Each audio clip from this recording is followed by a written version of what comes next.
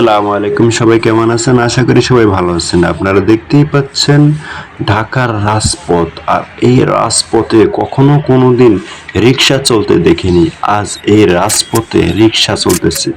কেন রিক্সা চলতেছে আপনারা অনেকেই জানেন। এই শহরে কেন রিক্সা চলতেছে?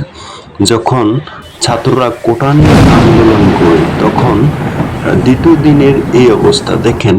হাতের ডান পাশে কিন্তু অনেকগুলা রিক্সা মেন রোডে দাঁড়িয়ে আছে। রিক্সা এবং সিএনজি, এই সিএনজি গুলো আর রিক্সাগুলো প্যাসেঞ্জার নেওয়ার জন্য কিন্তু রাস্তার আশেপাশে দাঁড়িয়ে আছে।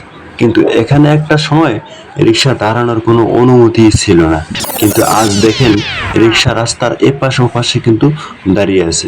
রাস্তার হাতের বাম পাশে দেখেন রিক্সাগুলো জড়িয়ে আছে রেল লাইনের পাশে।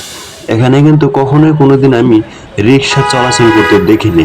যদিও দেখেছি এটা বিভিন্ন চেপা চাপা অলি গলিতে দেখা মিলেছে, কিন্তু এই মেইন রোডে কখনোই তার অনুমতি হয়নি। আজকে দেখেন আন্দোলনের কারণে আজ সব ফাঁকা হয়ে গেছে। কিছু সংখ্যক প্রাইভেট কার দেখা যাচ্ছে।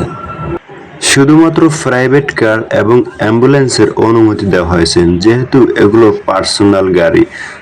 এগুলো দেশের এই প্রান্ত থেকে ও প্রান্তে চলাচল করতে পারে না, তাই এজন্য এগুলোর অনুমতি দেওয়া হয়েছে। অপরদিকে দেখেন রেল লাইন পুরোই ফাঁকা। শুধু তাই নয়, রেল লাইনে কিন্তু ট্রেনের চলাচলও বন্ধ করে দিয়েছে। আসলে যা করেছে না, ভালোই করেছে। এটা আসলে কি বলবো, বলার মতো না।